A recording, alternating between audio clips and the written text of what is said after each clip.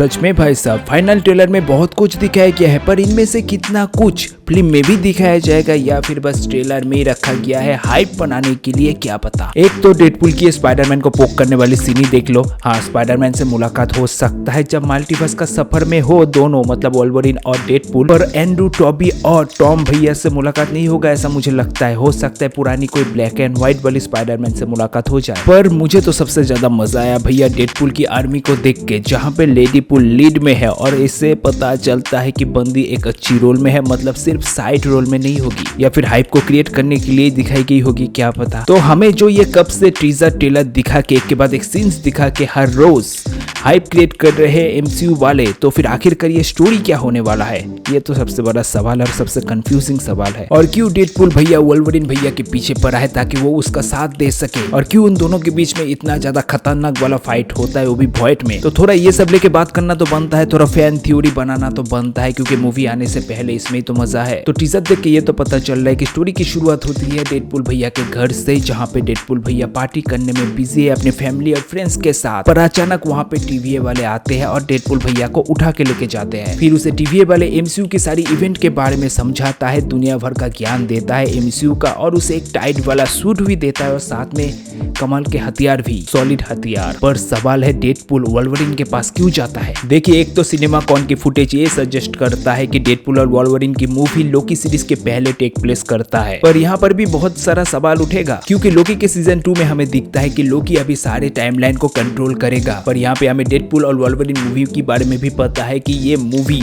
MCU के आगे आने वाले बहुत सारे इवेंट का कारण बन सकता है, और एमसीयू में बहुत कुछ चेंजेस भी करेगा ये मूवी। तो ये सब जो चेंज होने वाला है, इसका लिंक लोकी सीरीज के साथ जोड़ना भी बनता है। तो जो भी अभी फिर से मूवी के बारे में बात करें, तो डेडपूल भैया वोल्वरिन भैया को अपना साथ देने के लिए बोलता है। इसका कारण मेन तो ये हो सकता है कि अपना डेडपूल भैया का वोल्वरिन, मतलब उस यूनिवर्स की वोल्वरिन अभी रहा नहीं, ये हमें पता है, तो इसी वजह से उसे कोई तो चाहिए। और सेकंड, दूसरा वजह इस वोल्वरिन के पीछे पड़ने का ये है कि इस वोल्वरिन का जो खुद का यूनिवर्स है वो शायद उसके खुद के वजह से तबाह हो चुका है, पर उसे वो थ्रेट के बारे में पता है, जिस थ्रेट के वजह से काफी मल्टीवर्स, काफी यूनिवर्स खत्म हो रहा है, और उस थ्रेट का वो मुकाबला कर चुका है पहले, और उसके बारे में बहुत कुछ पता है उसे, मतलब काफी ज्यादा एक्सपीरियंस है। तो डेडपूल को यही वोल्वरिन चाहिए अपना साथ देने के लिए। अभी वो थ्रेट क्या है मुझे क्या, अभी सबको पता है। मूवी में सबसे बड़ा विलेन तो भैया चार्ल्स जेवियर भैया की बहन कैसेंड्रा नोवा जी है। अभी उसके पास भी बहुत सारा पावर है चार्ल्स जेवियर जैसा ही। तो कैसेंड्रा नोवा जी को चाहिए क्या, उसका प्लान क्या है। मुझे ऐसा लगता है सभी विलेन जैसा उसको भी पावर चाहिए, पावर की भूखी है वो,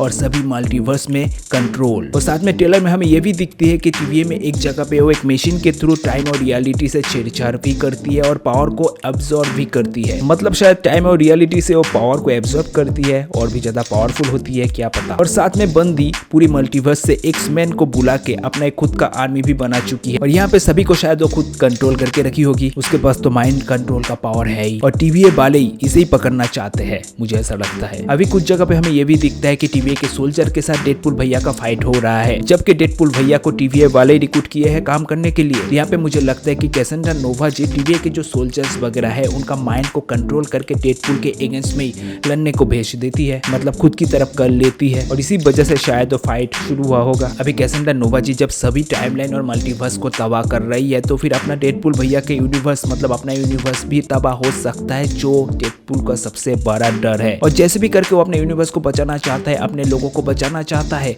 और इसी वजह से वो इसी वाले वोल्वरिन का सहारा, मतलब हेल्प चाहता है। अब इसका कारण तो मेन यही है कि ये वोल्वरिन को पता है कैसेंड्रा नोवा के बारे में, और शायद कैसेंड्रा नोवा ही है जो इस वोल्वरिन को कंट्रोल करके उसका खुद का यूनिवर्स को बर्बाद किया होगा, उसके खुद के थ्रू ही, मतलब वोल्वरिन के थ्रू ही। पर वोल्वरिन इस वजह से शायद दुखी है और सच में अपने आप से अपसेट है कि उसके खुद के वजह से उसका खुद का यूनिवर्स तबाह हो चुका है, और वो गलती को फिर से दोबारा दोहराना नहीं चाहता, और इसी वजह से शायद वो डेडपूल का साथ नहीं देना चाहता है, ताकि फिर से उसके वजह से सब कुछ तबाह ना हो जाए। पर बाद में शायद उसे डेडपूल की यूनिवर्स की X-23 मिल जाती है, मतलब एक तरह से वोल्वरिन की बेटी है, और उसकी बात से वो थोड़ा बहुत पिघल जाता है, मतलब वोल्वरिन का मन पिघल जाता है और सोचता है कि अभी मैं इस यूनिवर्स को क्या सभी यूनिवर्स को बचा के ही रहूंगा, और दोनों मिलकर टीम अप कर लेता है वोल्वरिन और डेडपूल। और फिर शुरू होता है धमाका, जिसे देखने के लिए हम सब कब से बेकरार थे।